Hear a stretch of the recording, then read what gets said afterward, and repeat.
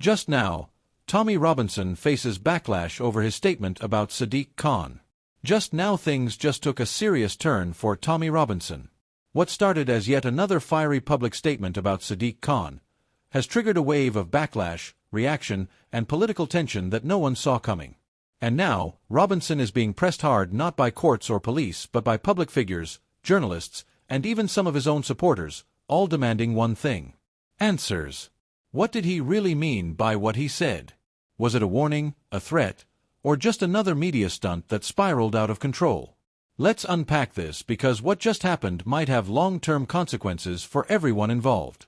It all began earlier this week when Tommy Robinson, the outspoken activist known for targeting what he sees as failings in leadership, policing, and cultural policy, posted a new video. The title was bold. The message, even bolder.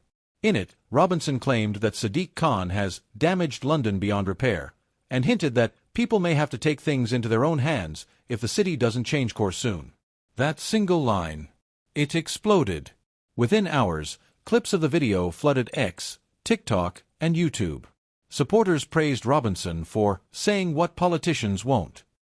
But others, including human rights advocates, media watchdogs, and political analysts, said the video went too far. And that's when the pressure started. Multiple news outlets picked up the story.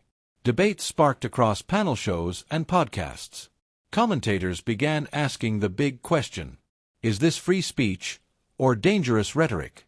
One headline from the London Observer read, "Robinson's latest rant, just words or a warning?"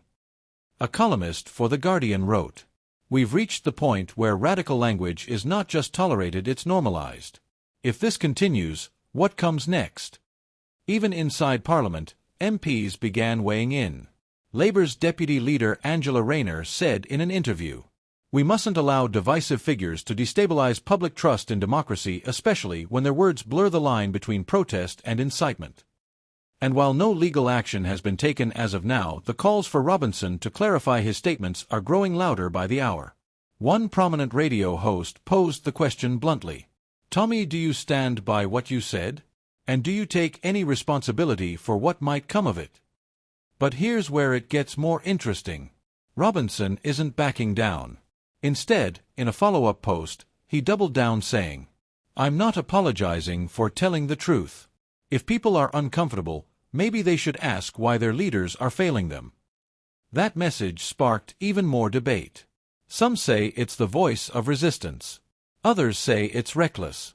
One political strategist noted, "This is a classic populist strategy: stir the pot, get attention, then ride the wave of outrage." But there's something different about this moment.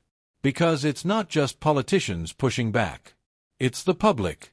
Even some longtime supporters of Robinson have started asking whether the tone of his statements could hurt the very causes he claims to support.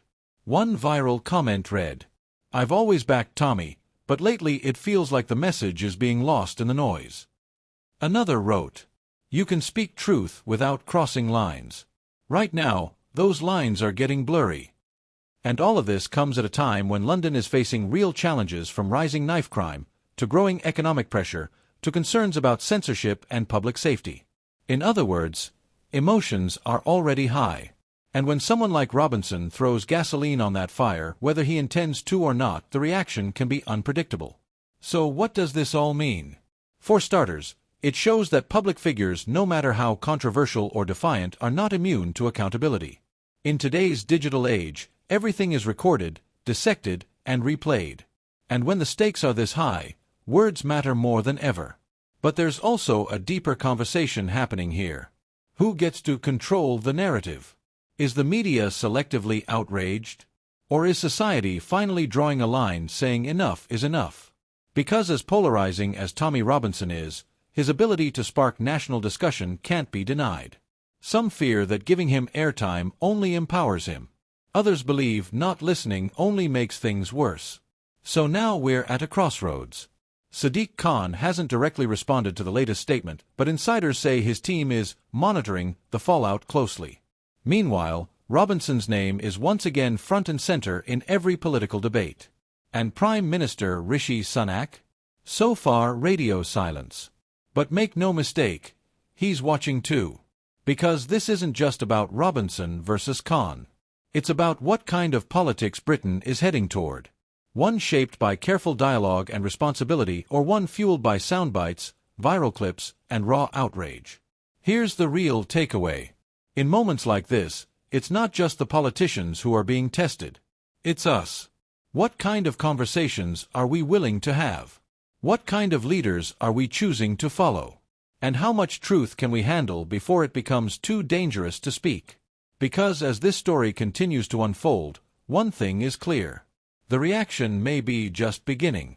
And the question isn't whether Tommy Robinson will answer. It's whether the country is finally ready to ask the right questions.